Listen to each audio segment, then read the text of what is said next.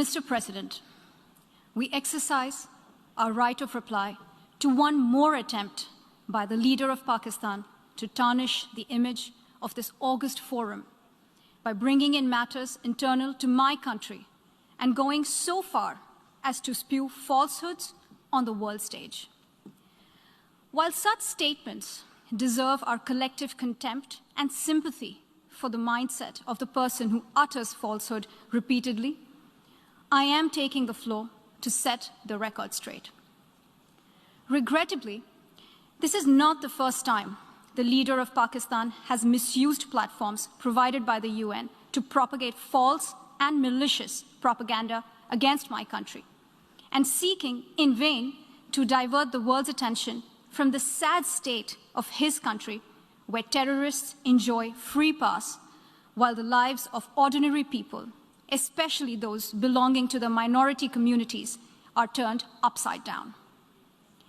Mr. President, member states are aware that Pakistan has an established history and policy of harboring, aiding, and actively supporting terrorists. This is a country which has been globally recognized as one openly supporting, training, financing, and arming terrorists as a matter of state policy. It holds the ignoble record of hosting the largest number of terrorists proscribed by the UN Security Council. Mr. President, we marked the solemn occasion of the 20th anniversary of the 9/11 terror attacks just a few days back. The world has not forgotten that the mastermind behind that dastardly event, Osama bin Laden, got shelter in Pakistan. Pakistan leadership continues to glorify him as a martyr. Regrettably, even today, we heard the leader of Pakistan trying to justify acts of terror. Such defense of terrorism is unacceptable in the modern world. We keep hearing that Pakistan is a victim of terrorism. This is the country which is an arsonist disguising itself as a firefighter. Pakistan nurtures terrorists in their backyard in the hope that they will only harm their neighbors. Our region, in fact, the entire world, has suffered because of their policies. On the other hand, they are trying to cover up sectarian violence in their country as acts of terror. Mr. President, this is also the country that still holds the despicable record in our region of having executed a religious and cultural genocide against the people of what is now Bangladesh. As we mark the 50th anniversary this year of that horrid event in history, there is not even an acknowledgement, much less accountability. Today, the minorities of Pakistan, the Sikhs, the Hindus, the Christians, live in constant fear and state-sponsored suppression of their rights. This is a regime where anti-Semitism is normalized by its leadership and even justified. Dissenting voices are muzzled daily, and enforced disappearances and extrajudicial killings are well documented.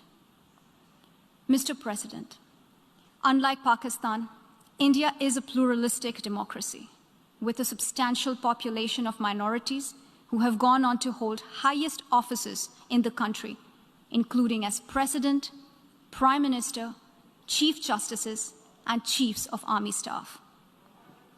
India is also a country with a free media and an independent judiciary that keeps a watch and protects our Constitution. Pluralism is a concept which is very difficult to understand for Pakistan, which constitutionally prohibits its minorities from aspiring for high offices of the state. The least they could do is introspect before exposing themselves to ridicule on the world stage. Finally, Mr. President, let me reiterate here that the entire Union territories of Jammu and Kashmir and Ladakh were, are, and will always be an integral and inalienable part of India. This includes the areas that are under the illegal occupation of Pakistan. We call upon Pakistan to immediately vacate all areas under its illegal occupation. Mr. President, allow me to be categorical about India's position. We desire normal relations with all our neighbors, including Pakistan. However, it is for Pakistan to work sincerely towards creating a conducive atmosphere, including by taking credible, verifiable, and irreversible actions to not allow any territory under its control to be used for cross-border terrorism against India in any manner. I thank you, Mr. President.